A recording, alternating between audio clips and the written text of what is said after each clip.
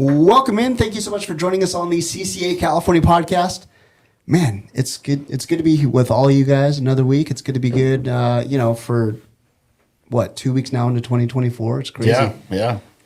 It's going by fast. Joining me is our host Darren Kreil. Darren, what's good, man? How are you? I'm good. Glad to be back here. Yep, glad to see you again. Can't wait to get this one going. I want to see what it's all about and with Star. Oh, yeah. Coming from the other states. Been looking forward to this one for a while. Yes. Also joining us is Tonie. Tonie, what's up? Hello. How are you? Oh, man. This week went by so fast. I don't know about you. Yep. But I can't believe it's Friday. Oh, my gosh. I can't believe it, too. I mean, we're in full mode show prep and Star and everything going on. It's crazy. And then also joining us is our good friend Nate. What's up, dude? Good morning. Glad to be here. It's been a while. Yes, how you been? Has. It's been good. It's been very good. Busy, but really good. The fishing has been very good. We've been enjoying some really nice winter weather here in Southern California. Nice. The bays, before the closure, the rock fishing was actually very fun going out there because they extended the depth limits. I'm sure, as you guys are aware, to fish like 1,000, 1,200 feet if you want to. And I did that. I actually went out and I fished 1,200 feet. Yes. Okay. I was going to say, otherwise game changer. This big. No, I tried some slow pitch jigging in like 800 feet, and it was a workout. Never even got bit too. It was a bummer. But like a 600 gram or? Oh yeah. Oh yeah, big boy. But 1,000 gram. Yeah, it was fun. We got some black-gilled rockfish. Actually, some pretty nice sized ones too, in like 1,000 feet of water. That was the deepest I'd ever fished. Oh, but yeah. No, thank you. No, thank you. Yeah, glad to be here. I'm down to do that for the novelty, to say that I did it. Yeah. But then to never do it again. That's exactly why I did it. Yeah. Just to go on here and say yes, I fished 1,000 feet. Yes, didn't turn out that well, but it's okay. Even in Alaska, we never fished that deep. The deepest was maybe 500 feet. That's that. Yeah. Oh my gosh. I think 300 is my limit. Yeah, 300 is pretty epic. I've done 600, but it was a pain in the butt.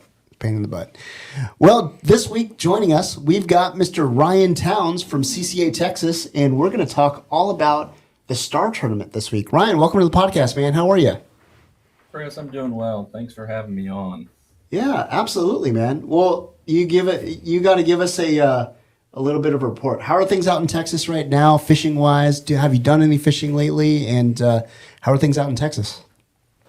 Texas is doing well. We're having a Arctic blast coming in on Monday morning till about Wednesday. So I imagine the bays right now are pretty windy, picking up. But fishing prefrontal down here is always amazing. You catch those fish right before they start to go dormant, in a sense, and then that's when the big guys are out. But overall, it's been a pretty good start to the winter fishing down here. Water temps are anywhere between 55 and 62 degrees right now. So we're shaping up for a good February, and hopefully we can get on some big fish here shortly. Nice. Very cool. What I was going to ask you, when you say an Arctic blast, what does that actually mean out in Texas? Well, according to the news, it's about 20 degrees on Monday, maybe Tuesday. We get 18 and possibly down to 15. Even in your neck of the woods in Houston? Oh, yeah. Oh, that's cold. We'll get down below freezing for at least 48 hours, enough to bust some water lines and cause havoc unless you prepare for it. Oh my goodness. I was gonna bitch and complain about it being 29 degrees at my house this morning, but I won't after hearing that. That is absolutely bonkers. That's kind of interesting how the water temp is like that. So it says 55 to 60 degrees. That's about what it is here too. I don't know if it's unusually warm or unusually cold, but yeah, we're having some actually very nice conditions. This morning down in Corpus, the water temp actually right now is 64. That's what it is off San Diego. It's Yeah. about 63 degrees. That's so funny. So we're on par with Texas right now. Nice. Well, Ryan, it's good to have you this week. I know we're going to talk a lot about STAR and CCA, both here in Texas, or here and in Texas. But tell us a little bit about yourself, man. What's your background? How did you end up at CCA? Man, I lifelong CCA member. I started I'm born and raised here in Texas. Started fishing freshwater as soon as I could start holding a rod. The Guadalupe River, catching catfish and piggy perch, and I was never very successful at catching any bass, but did catch a bass one time on a French fry. Pretty interesting. Ended up starting fishing the salt when I was 9. That's when I started to become CCA member, fishing the tournament with my dad. And through there, we just kept growing. And as you grow in the angling career, you get better and better, and you start to meet more and more people. I joined CCA full time 3 years ago as the tournament assistant tournament director. And before that, I was on the tournament committee, helping advise the tournament and giving my input as best as I could. And since then, I love what I do and very dedicated to the conservation aspect and preserving this tournament. Nice. That's awesome, man. So basically, just to give perspective here, Darren. So out in California, we have Wayne as an ED. We Yes. have me as an AD, as along with Tonie as well. They in Texas, they're so massive. They've been around for 40 years, and rightfully so. They have a AD who's Ryan, just specifically for STAR. That's crazy. Wow, just Really? for STAR. Yeah, That's how big that tournament is out there. that's how big. Yeah, and I mean, I'm sure this probably justifies the amount of work they have to do every year for STAR Tournament too. Wow. That's crazy. I mean, what's the average number of participants in Texas? It varies throughout the years. Last year, we topped 54,000 anglers participated in the STAR Tournament, which is, as you know, starts from Memorial Day to Labor Day. 101 days of consecutive action. So yeah, there's a lot of responsibilities that we have to do here on season and off season, especially when you're giving, trying to give dedication to those members. But we don't do it alone here. We fortunately, back in 1990 when the tournament started, the founder, Walter Fondren, was foresighted enough to start a tournament committee, which comprises of anywhere between 12 and 16 volunteers with various different backgrounds, coming from media, lawyers. We have some entrepreneurs, anyone and everyone that is in the space, and maybe not, but they're very dedicated to seeing the Texas resource flourish, and they want to participate in it. And having their foresight through the tournament and having them accountable as well, because they also help us all year round. We meet quarterly with them, and they are an invaluable asset to the tournament. Did I hear you correctly? You said 57,000 anglers? We have a little over 54,000 Oh, 54. anglers participate last year. I wish you could have seen our faces when you said 54,000 anglers. All of our eyes just got like freaking white. That's amazing. Oh, What a freaking turnout. That is awesome. Yeah. Wow. I'd be ecstatic if we had half that. We've been doing this. This is our 35th year for the tournament going on now. Right. Nice. And what's really, really cool, and what we found out doing this, STAR, and this goes for all the STAR states on the coast, STAR is the annual recruitment drive for CCA Texas. STAR is able to bring in new members annually, so that when we do recruit new members into Texas coast fishery, because our mindset is if you're taking something out of the resource, we want you to be putting something back in through CCA. And with that, you have these guys fishing, and when you bring them into the resource, we get more money, more ability to fund these projects, and then by doing that, we attract more people to our marine conservation mission, what we found, in effect, empowered Texas to build the two largest warm water saltwater hatcheries in the world, which started, I think the first one we built was in '95, and then a few years later we built one on the lower coast in Porpoise. And actually this year we just spit out our billionth fish that we put back into the ecosystem. Nice. So- That's an amazing achievement. Yeah, it is. The more members you have, the more money you have, the more potential you have to put back in the resource. Yeah. And Chris, I can envision a day as y'all grow through the STAR Tournament that those dollars will eventually be able to be matching funds through maybe the BCT Foundation or the Wallet Bro, the excise tax that's levied against fishing tackle across the country. And you can use those dollars to leverage to build a hatchery in California's backyard.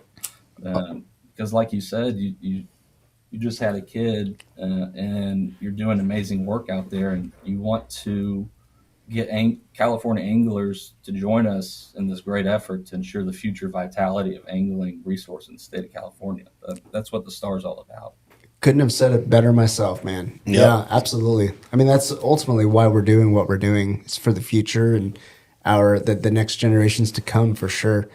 So since we kind of hit off on STAR, let's kind of go through the CCA Texas STAR Tournament. How does it run? The intricacies, different species, tagging fish. How does it all work out there?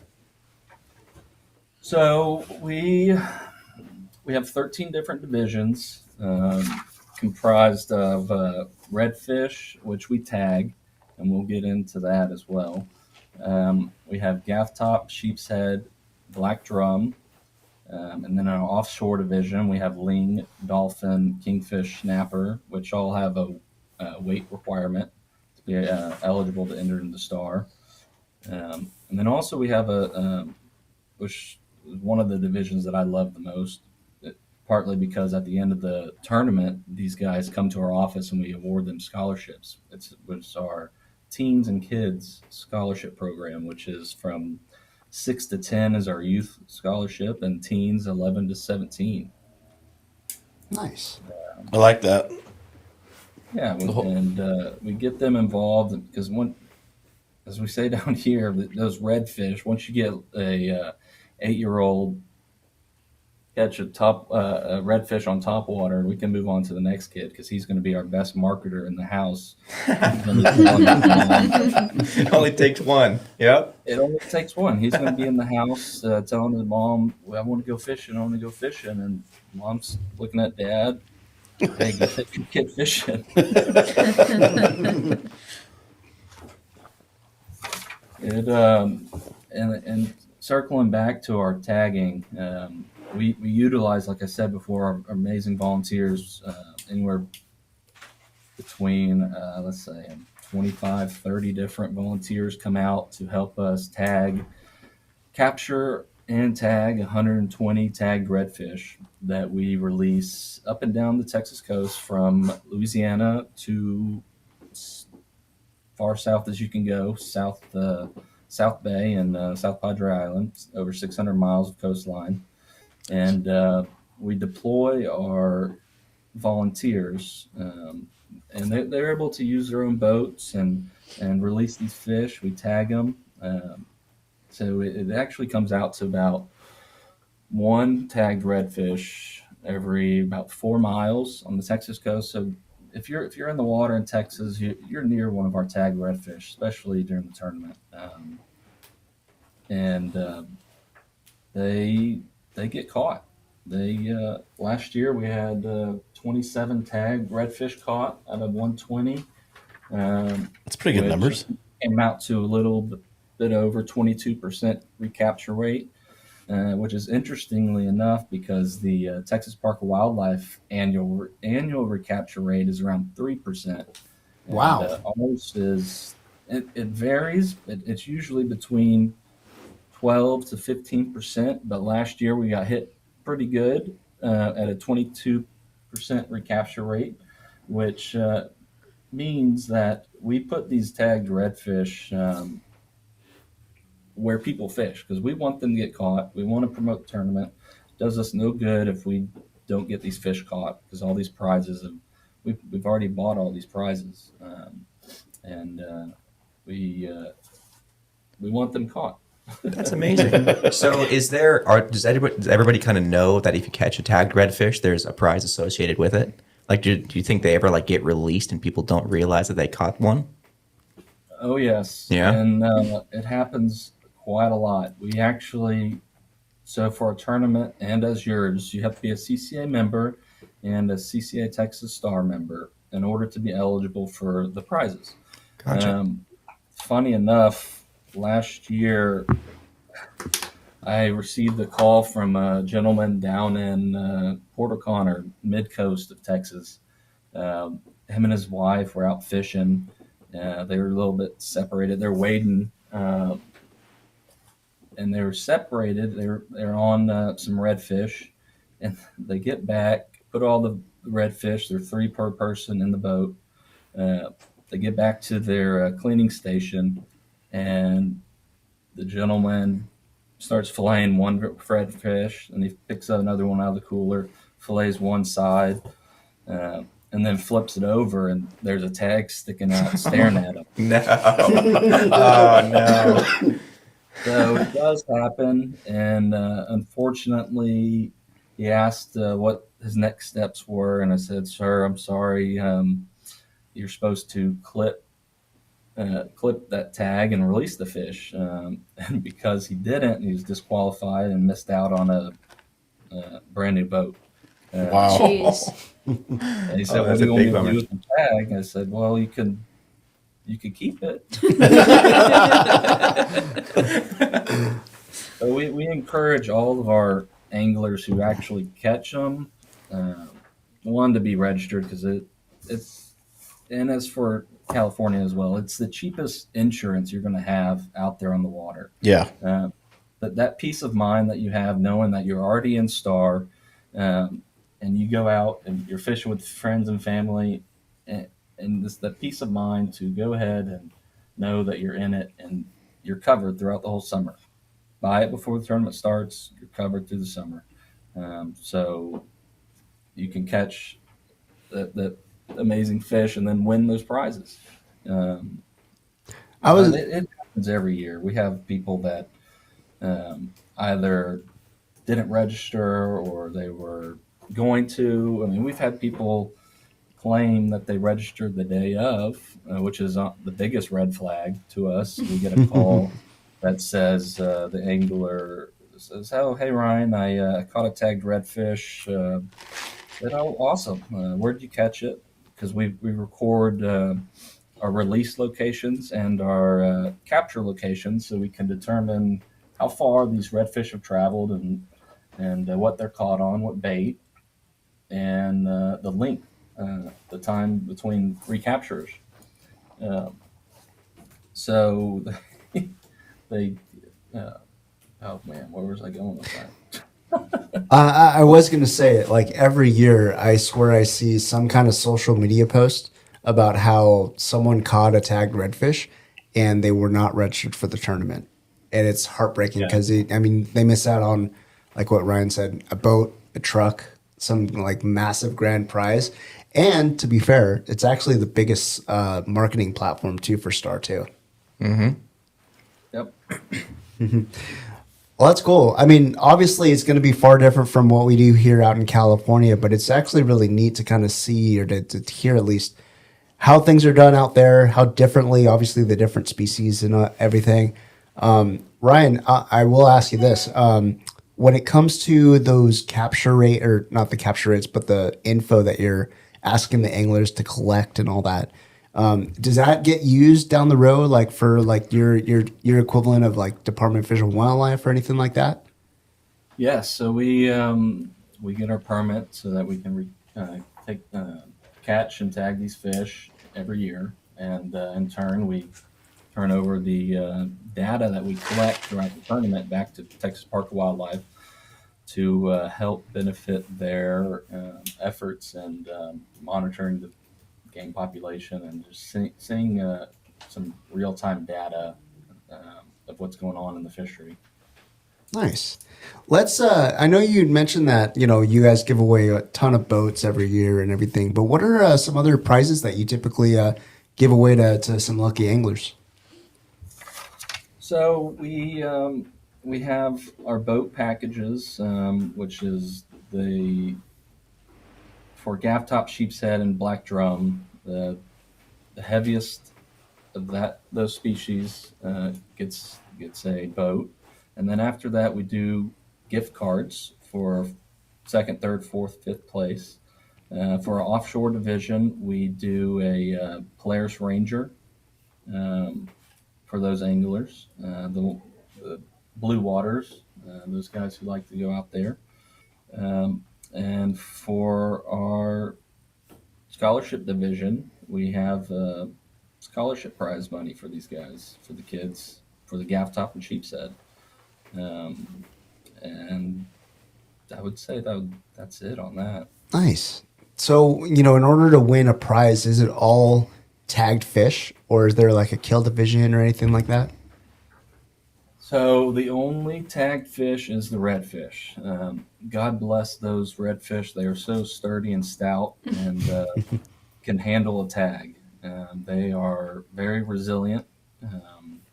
But yes, for the gaff top, sheepshead, and black drum, the angler will capture that fish and take it into the local weigh station. We have 17 different weigh stations up and down the coast that we partner with, that we actually give them scales, certified scales. We recalibrate the scales every year, and they will go into the weigh stations and fill out the paperwork.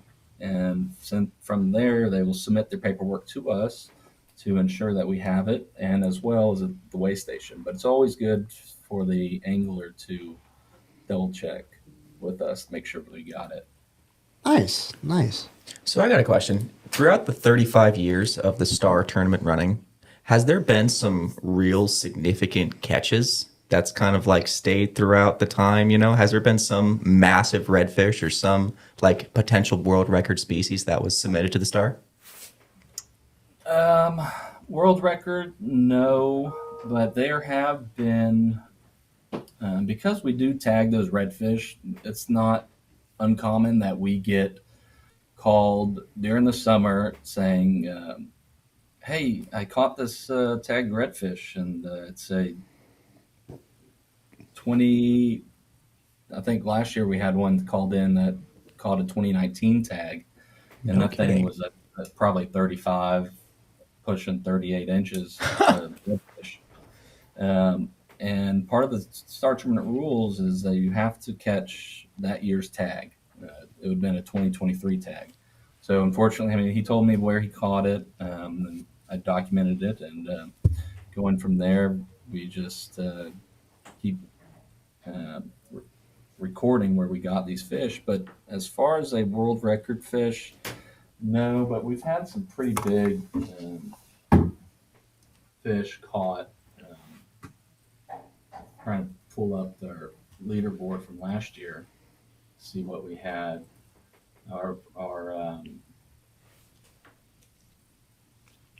That was actually, you kind of answered my question, Ryan, where it's like, okay, if you catch, obviously not every single tagged redfish is going to be caught every single year, but there's got to be certain ones that are floating out there somewhere that are from years past, or even, hell, maybe even probably not 35 years ago, but maybe 10 years ago, depending on the species. There's no doubt that those tags are still out there. And especially in some of those bay systems that we do release those tagged redfish in, they're going to stay there because they're like in the lower Laguna Madre, there are very few coastal passes, especially near Corpus. We release some of these fish 42 to 44 miles away from the closest pass to the ocean. So they're going to probably still be in that bay system. So they're not very redfish. Redfish in general aren't very migratory. It depends. I mean, some of those schools will travel a long distance, and it's curiously enough, at the end of the tournament, like I'm looking at our catch log for last year right now, the furthest one that was recaptured was 12.3 miles away. And the closest one that was recaptured was 100 feet from where I dropped it off. Nice. Wow, so they don't move that much. That's interesting. So They it stay just where the food depends. is. I mean, on average, they move, but I would say the majority, they don't. Because we put them in spots that are conducive to the habitat. And that also, recording this data helps us in the future know better places that we can go ahead and release these fish. Nice. Well, so we kind of previewed our STAR tournament last week, but Ryan, just to give you kind of a preview of what's going to happen in California. So what we've done, obviously, we talked about the inability of tagging fish out here in California. So the alternative that we've come up with is we picked 5 different species. So we have the saltwater bass, the California halibut, the yellowtail, the white sea bass, and tuna. And basically each species has a qualifying length. So if you catch an 18-inch bass, a saltwater bass, you're in the running for that boat, for the boat that we're giving away a 18-foot center console Parker with a trailer and a 150 Yamaha motor on that.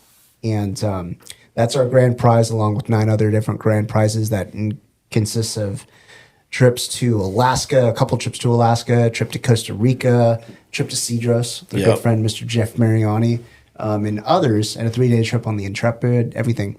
And so ultimately, all you have to do to be in the running for any of those grand prizes is catch a qualifying fish. And then we're going to do it through the app, the Fishing Chaos app, to where all you have to do is take a picture of the fish behind the measuring device that we provide. As long as it's at the qualifying length or greater, then you're in the running for those prizes. And the limit is 2 entries per category per day. That's kind of how we're going to run it this out here this year. Chris, I think that's just a no-brainer for anyone in California to join your tournament. Having that app, everyone has a smartphone nowadays. They're out there fishing anyways. Go ahead and catch that bass and take a picture on your phone and submit it. I mean, Yeah. it's the cheapest insurance. Yeah. It's a little tiny step that could, result in either a new boat or, like an amazing awesome kind of trip. awesome Yep. trip. Trip of a lifetime Trip of for a some. lifetime. Yeah. So that's awesome. I'm super glad that the CCA is doing this and they're kind of promoting this, and they want to. First off, it's largely catch and release, especially with the bass, and I think that's really, really great because that's this, the coastal kind of environment we have is real kind of volatile. I do have a question though. So for if someone catches a 200-pound bluefin tuna, I don't think that's going to fit on the little scale we give them. How are they going to record that? It'll be over length. That's just fine. Yeah. I think that's going to be We know over. it's qualified. Right. As long as the measuring device kind of serves as an indicator in that case. All right. Cool. Yeah. We've talked about that, and I think maybe not putting underneath the fish because it'll just be covered. Yeah. Lay it on top. Slap it on top. On top, I think it'll be clearly 36 inches for sure. Cool. Yeah. So in a nutshell, that's kind of how we're going to run STAR this year, and this is our first one. And I don't know about you, Ryan, but I know just planning this first one took at least 2 years to plan, and you do it every single year in, year out, and there's no shortage of work to be done. You're right on that. There's a lot of moving parts for both of these tournaments, and thankfully we have great support staff here in the office, and as well volunteers, and as for you too, Chris, and your team. Y'all are going to kill it this year. Yeah. I hope so. Yeah. Well, I mean, hell, it sounds like with the CCA Texas tournament, it sounds like we need to go out to Texas and go fish. Yes. Yeah. I'm down for that. Anytime, you're more than welcome. We'll go get on some trout and redfish, or if you want to go blue water fishing, we can do that too. When are we in Texas, Chris, this year? April? April, yeah. We'll be in Florida in July too. and October. So opportunities coming about for sure. October is really good for fishing. Oh yeah. Summer, and this year, one thing that we really realized this year is how how do I say this? How we are exposed to the elements and different activities, weather events that happen throughout the course of the year. Especially this past year, we had a heat dome sit on us around Father's Day, where 75 out of the 100 days of our tournament, the average temperature on the water was 100 degrees. Oh my That gosh. makes it really tough. Wow. Yeah. So we did have some of those anglers out there fighting for it at the end of the tournament, but it is grueling in those outside circumstances. You just never know what's going to happen. So you put on the best tournament as you can, and you leave it up to the rest of the man upstairs. And that's with humidity too. Oh yeah, forgot about that. Yeah, we don't get that over here. Not often. Not often. Ryan, a quick question for you. I know when I was back there in October, I keep telling the story out here, so you're welcome for the marketing. But when we were back there for the national board meeting, I came in a day early, and that happened to be the day where you guys were giving away, I think, like 6 different boats, all with matching F-150s as well. Yes, that is our Texas Ford Dealer Red Tag division, which is the first 5 anglers that are CCA members and CCA Texas members that catch, clip, tag on the redfish, and release it. Win a brand new Ford F-150 XLT with a 23-foot Haney Bigfoot 150 Mercury motor and a coastline trailer package. So there's some very substantial prizes, but the only way we were able to get here was through the 35 years now of membership growing and growing. And then once, like I said before, you have these members that are in the system that pledge their money, and you're able to build up the resource, and it ultimately comes back to the conservation mission of CCA. To preserve and protect the resource for future generations. And we're very grateful for our Texas members, and we hope to do them proud every year. All of that is great. I'm still shocked at the first 5 people who catch tagged redfish get a truck and a boat. Yeah, That's amazing. And a That's trailer. awesome. And a truck. That is the best prize I've ever heard of, ever. A whole setup for catching a redfish. Yeah. That is one. Yeah, that's a special redfish. You gotta mount that boy. Oh yeah. They do. At the end of it, when they do come collect their prize, we will give them back the tag. So it's not uncommon to have those anglers go ahead and send that tag and measurements to a taxidermy and have them put that up on their wall at home. Oh, absolutely. I would. I would that's too. That's a life-changing That's fish. a special fish. That's so cool. I'd get a little keychain for the keys on the new boat. Yeah. Oh man, that's awesome. Ryan, I know you've been around for the last 3 tournaments and all that, but I mean, in general, do you happen to know like how, you've been around, or the Star Tournament in Texas has been around for 35 years, but do you happen to know like how many years it really kind of got the momentum to really get as big as that by chance? So you have to remember, CCA started here in Texas in 1977. 14 anglers got together, banded together after they realized that the redfish population and trout were in decline through commercial fishing. And over the years, they've passed numerous laws and legislation to protect them.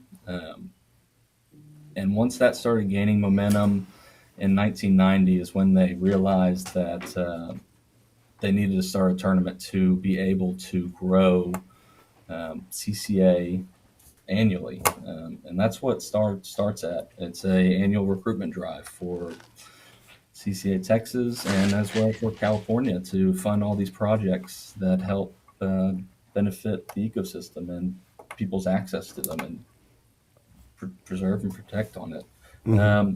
But growing the tournament, it's hand in hand with all of your partners and sponsors, and it makes you grow a real partnership, and because it benefits them as well.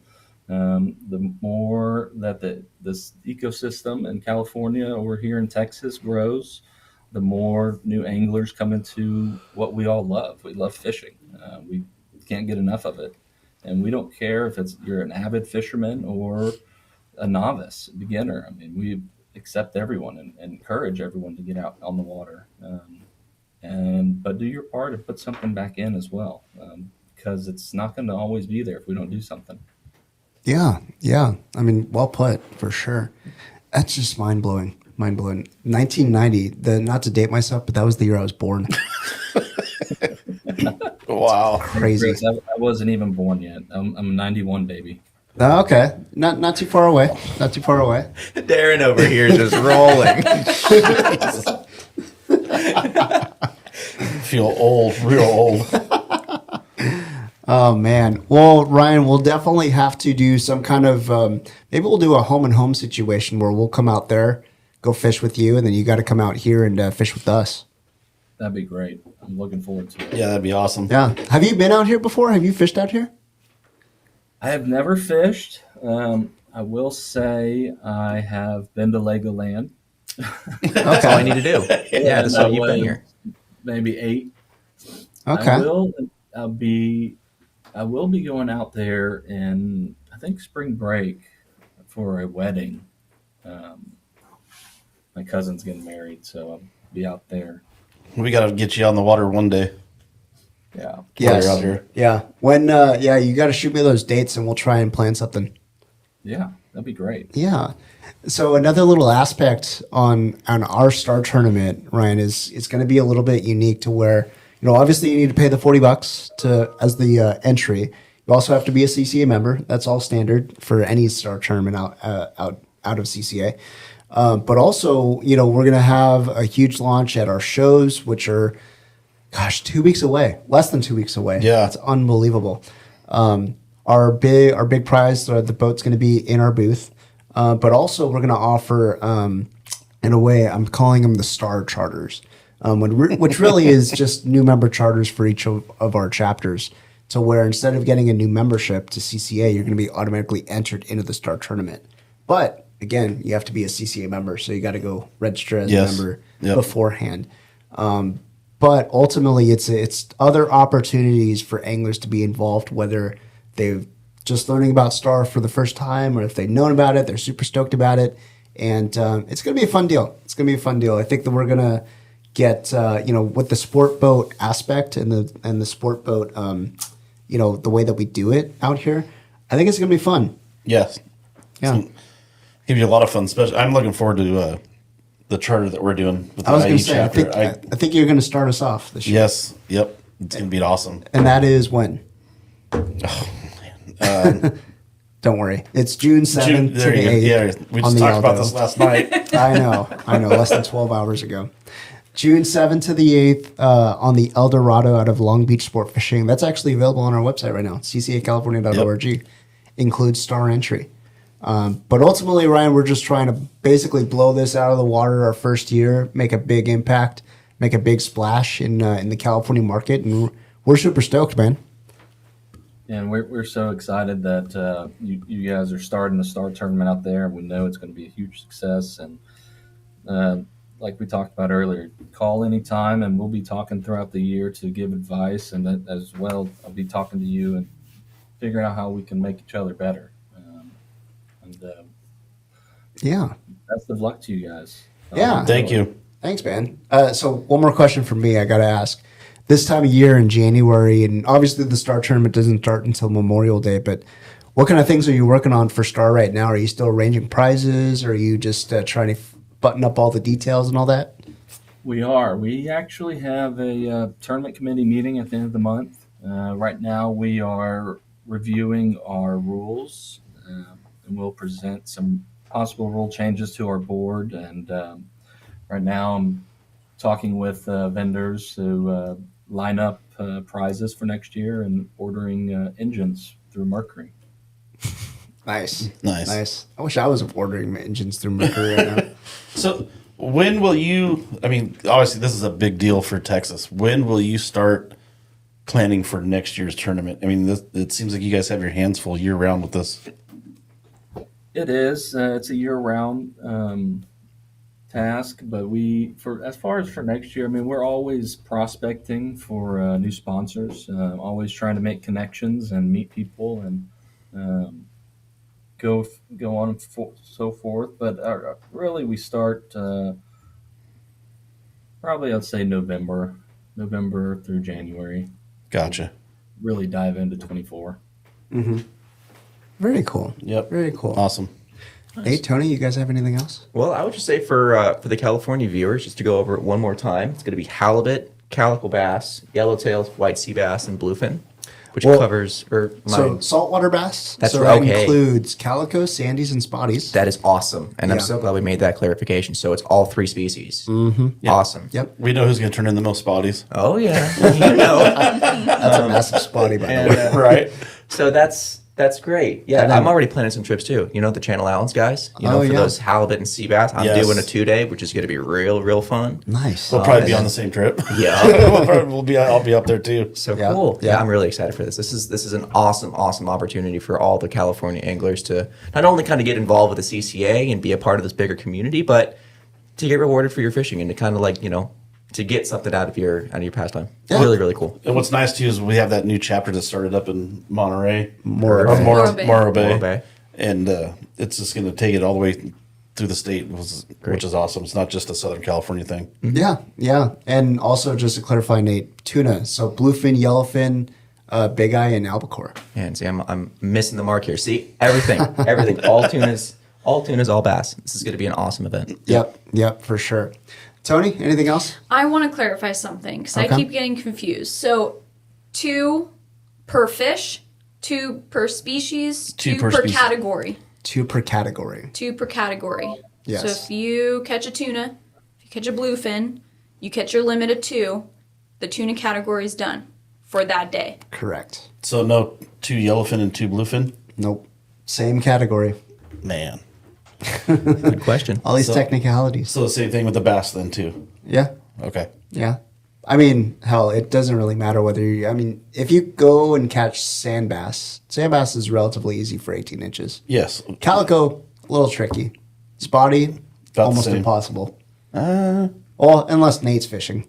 In that case, I get 20 inches on the regular. on spotties. I'm just kidding. No. I think my best one I've ever caught is like 17 and a half inches. So an 18-inch spotty is going to be Difficult. I know guys who could do it though. There are some dedicated spotty fishermen out there. They'll do it. Especially if there's a boat, you know, for grabs.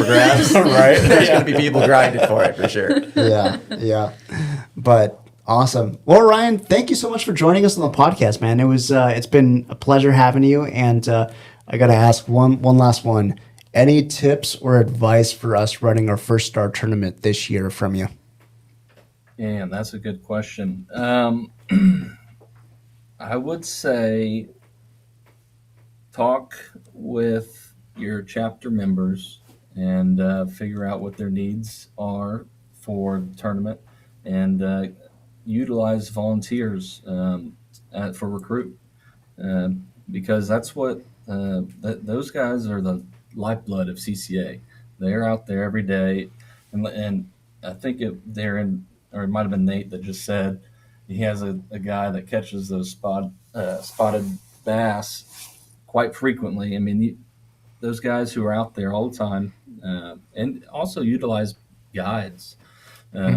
Guides are, for sometimes it's anglers only experience on the coast throughout a year. So they're a great resource as well. Promote with those guides for those trips that you're doing. Hell yeah. Yeah, I like it. Well, Ryan, when we're out there, let's grab a beer, man. It's been fun. Good. I can't wait. Yeah, for Thanks sure. for having me on. Absolutely. Yeah. Absolutely. We'll talk soon, man. Yes, sir. Thank you once again. Appreciate it. Yeah. Thanks, guys. Well, guys, after hearing Ryan here, I'm even more fired up about Star. Hell How about yeah. you guys? Yeah, absolutely. And I mean, I'm just kind of like thinking about it now. Gosh, like tag your buddy in Fort Bragg. Tell him that, sign up for the Exactly. albacore, the big eye thing. I mean, that is something that's pretty much exclusive to the Northern California scene, and they got to take advantage Well, of that. that's just it too. There's going to be a lot of people here going, "Well, why is there albacore on here?" Well, it's open to You the can whole. catch 'em. It's open to the whole state. Uh-huh. You know. Go up to Eureka. You're to go wide open on the albacore. Yeah. Yeah. Because when it comes to CCA, everyone thinks Southern California, and now that we've moved into the central portion of it, and hopefully moving further north, all this stuff's going to come into effect. It's a big state, and there's coastline the whole way up. Yep. So It's a big state that could very well be 3. It's crazy. Yes. Awesome. Well, guys, thank you so much for joining us this week on the CCA California podcast. Good to be with you.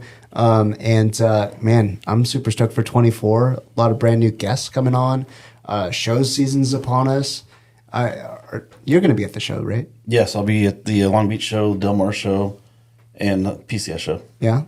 Nate, you're probably going to be all over the place at the shows. I'll be running around. I'll be at all of them for sure. Yeah. I don't know if I'm going to be associated with a certain booth or not, but I'm going to be at all of them. You're not gonna have specific ties to one. Yeah, right. I don't know. I'm not nailed down yet. Playing but, field. Yeah, right. Playing open field, Yeah. You're running between BD and Pin. Yeah. Just back and Yeah. forth. I was going to say, if you don't have a home, you got to come over to the CCA. I was just about to say that. I'd love to join you guys for a little bit. So That'd take be the all right. pen shirt off and then put the CCA shirt on. I'm walk going over to have a here. whole wardrobe in my car. I'm going to have like a whole closet set up. Yeah. Yeah. Awesome.